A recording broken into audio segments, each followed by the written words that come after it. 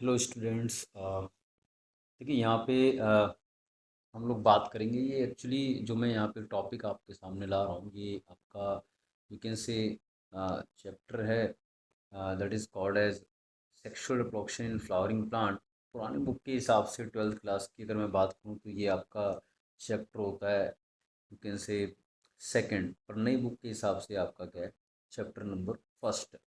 Okay. तो इसमें basically हम लोगों को क्या करना है, हम लोग यहाँ पे जो डिस्कस कर रहे हैं बता दूँ मैं आपको। हम लोग यहाँ पे डिस्कस करने वाले हैं कि sexual reproduction in flowering plant chapter के जो एनसीईआरटी एग्जाम्पलर के क्वेश्चन, ठीक है। ये एनसीईआरटी एग्जाम्पलर के क्वेश्चंस को हम लोग यहाँ पे डिस्कस करेंगे, ठीक है। तो इसको देखें एक बार।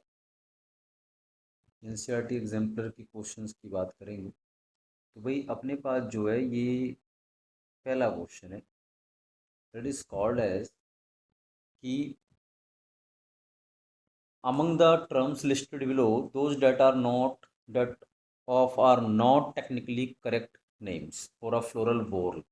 जो फ्लावर होता है पूरा, उस पूरे फ्लावर में इनमें से कौन से टर्म टेक्निकल नहीं है। देखिए एंड्रोशियम बोलते हैं स्टेमन को, टेक्निकल टर्म। कॉर्ला बोलते हैं कार्पल को, टेक्निकल टर्म है। पर कार्पल नॉट टेक्निकल, क्योंकि कॉर्ला होता है। Sepal not technical, that is calyx होता है। तो इसके अंदर बोला है नॉट टेक्निकली करेक्ट। अपने पास सेकंड और फोर्थ वो टेक्निकली करेक्ट नहीं है, तो option C is the correct answer. Clear है, option C will be the correct answer होगा इसका। उसके बाद क्वेश्चन नंबर सेकंड है। सेकंड की अगर मैं बात करूं, क्या लिखा है, embryo sac is to ovule as dash is to anther. Simple है भाई, एम्ब्रियो सैक क्या है, मेगास्पोर या you can say female gametophyte. कहाँ बनता है, ओव्यूल में। इसके अंदर क्या होता है, फीमेल गेमेट। ऐसे ही एंथर में क्या बनता है, सिंपल बात है, पोलन ग्रेन बनता है। इसको मेल गेमेटोफाइट। तो answer C is correct. Okay.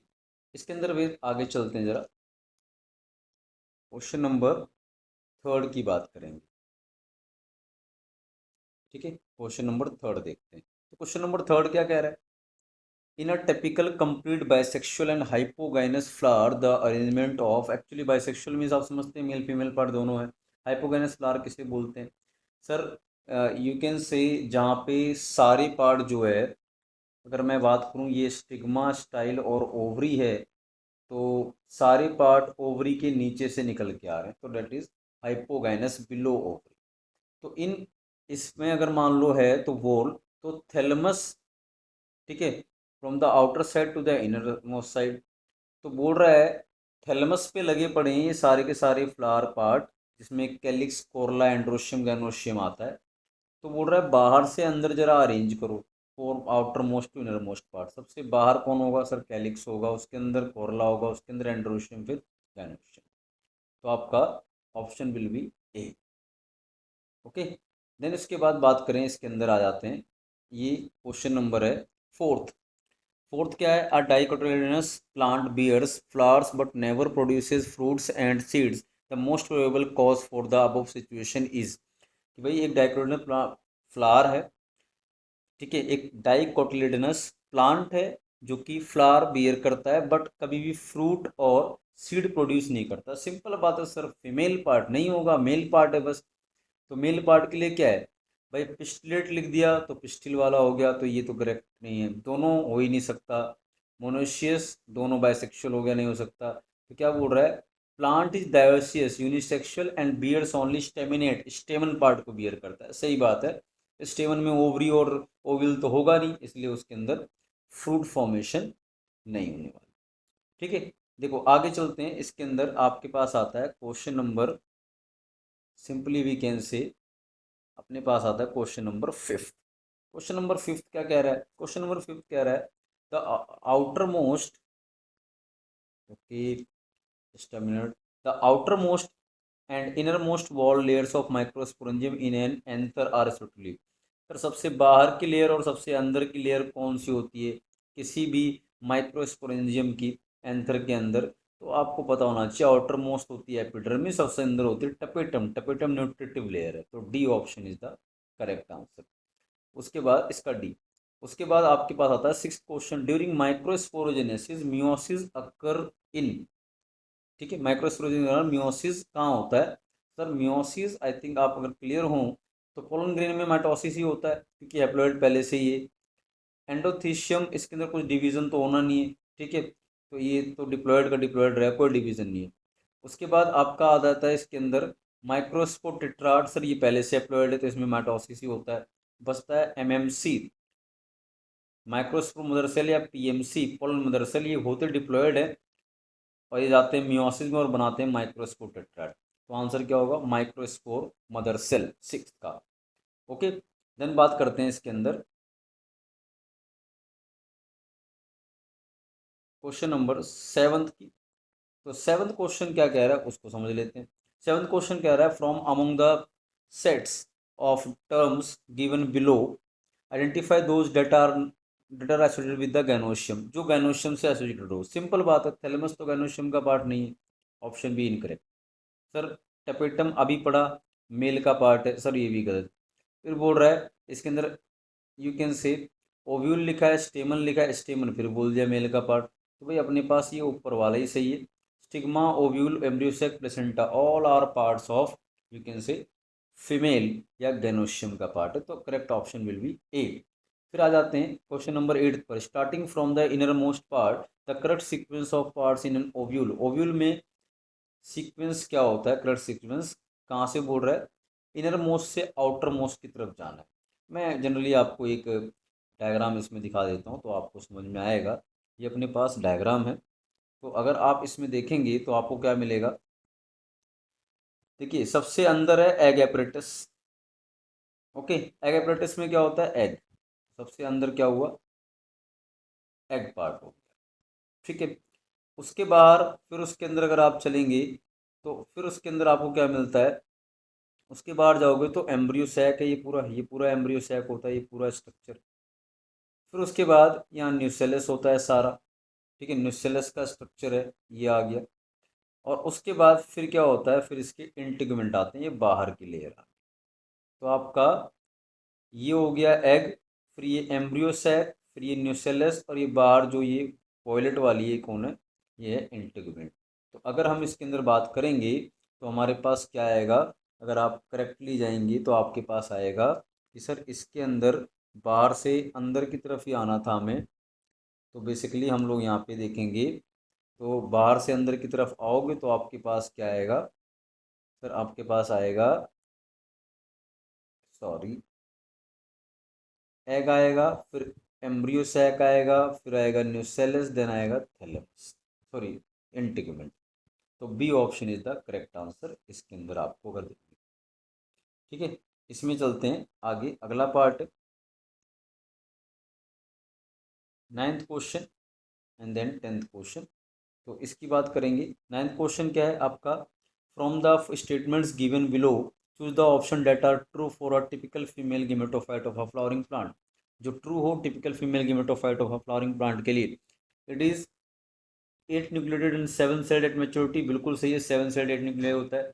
It is free nuclear, simple बात है, फ्री न्यूक्लियर होता है, कई सेलों में बाउंड्री नहीं होती उसकी। फिर it is situated inside the integument but outside the nucellus, गलत बात है, न्यूसेलस के भी अंदर ही होता है, न्यूसेलस होता है, देन उसके बाद एम्ब्रियो सैक होता है। फिर it has an egg apparatus situated at the chalazal end, बिल्कुल गलत बात है। आपका एक चलाजल एंड होता है और एक होता है, आप उसको बोलते हैं माइक्रोपाइल। तो जो इसके अंदर पूरा एम्ब्रियो सैक होता है तो वो उसका जो एग एपरेटस वाला पार्ट होता है माइक्रोपाइल की तरफ है, और जो एंटीपोडल वाला पार्ट होता है चलाजा की तरफ है। तो एग एपरेटस चलाजा नहीं माइक्रोपाइल की तरफ आएगा।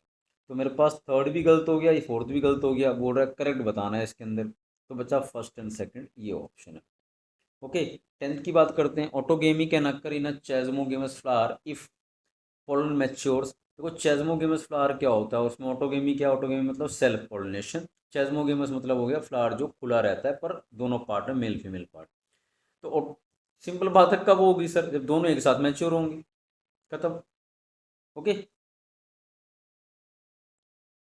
बात कर लेते हैं इसके अंदर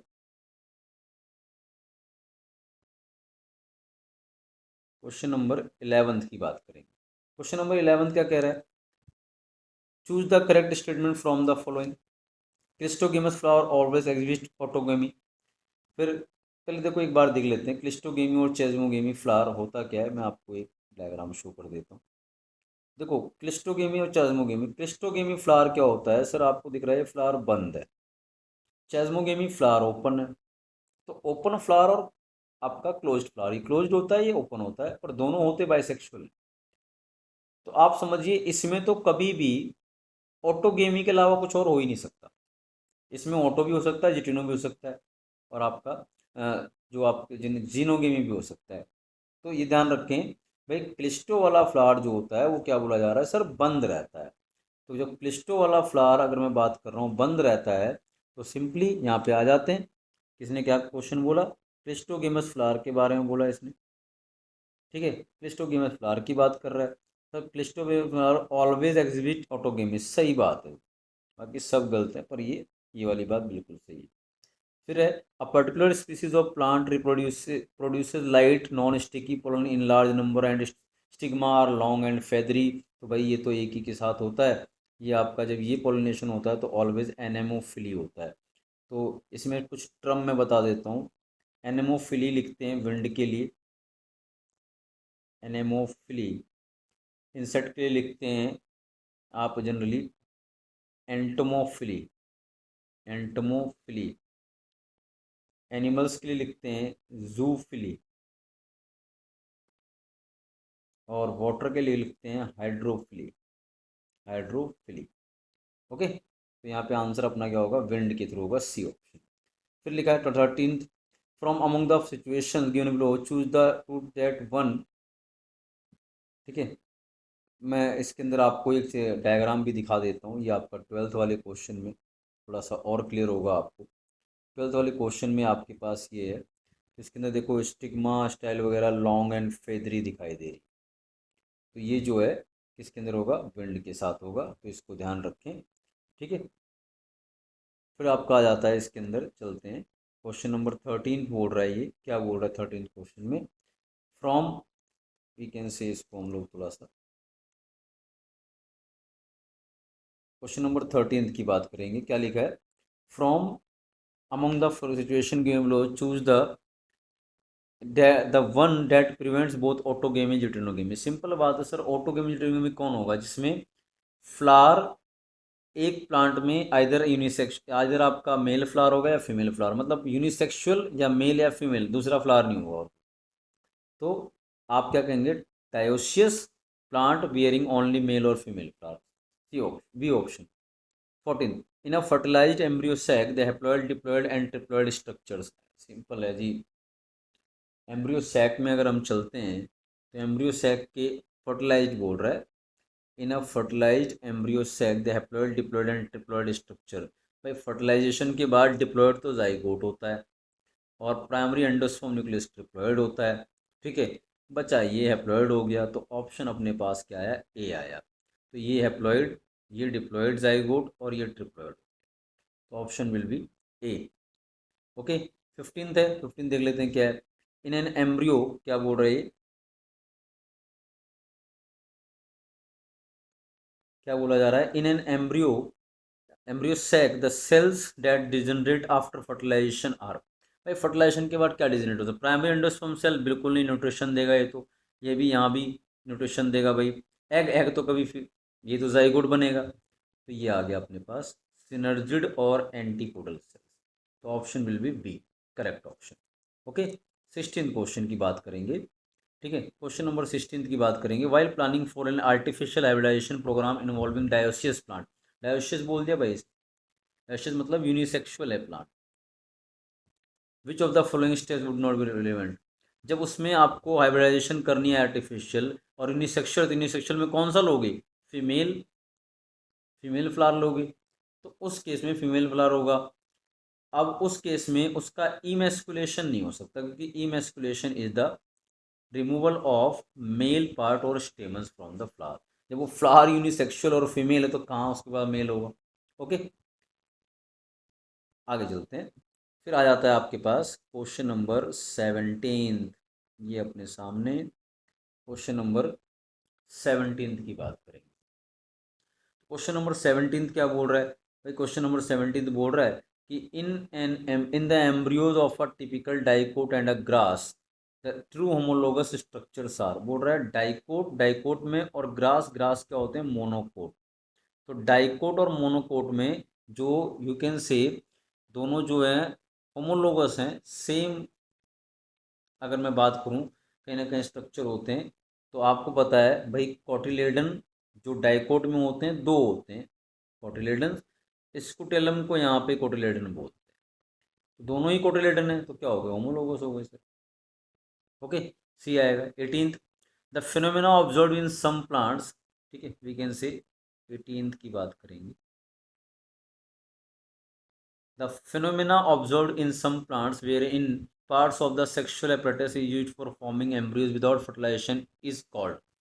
भाई बोल रहा है सेक्सुअल apparatus जो है वो क्या बोल रहा था? Phenomena observed in some plant wherein parts of the sexual apparatus is used for forming embryo without fertilization।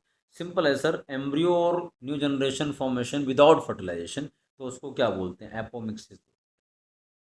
Simple है, seed formation without fertilisation, seed में क्या होता है? एम्ब्रियो होता है, खत्म। बिना फर्टिलाइजेशन के एम्ब्रियो आ रहा है, तो एपोमिक्सिस। ओके, इसके अंदर बात करते हैं आगे, ठीक है। 19th क्वेश्चन की बात करेंगे